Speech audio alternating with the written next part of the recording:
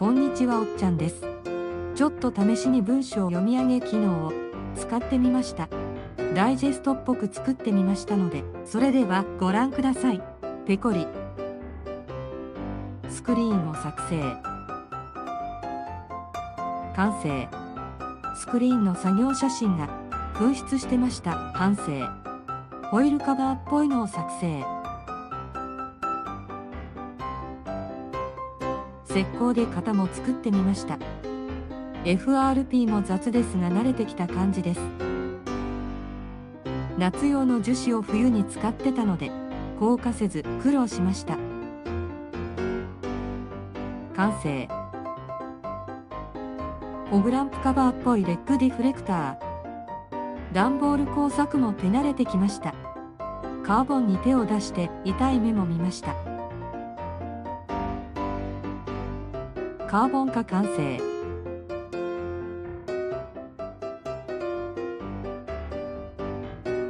インナーパネルの成形が難しかったです。後で思ったのですが、サイズの違うフォグランプに付け替えれないことに気がつきました。予備でいくつか買わないと不安です。反省。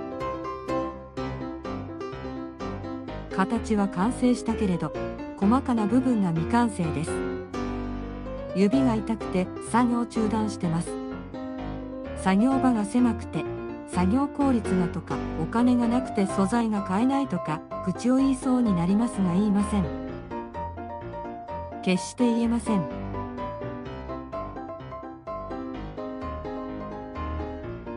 外で見るとカーボンがきれいに見えます。クリアをもっときれいに塗ればピカピカに。それでは今回はこの辺で。ご視聴ありがとうございました。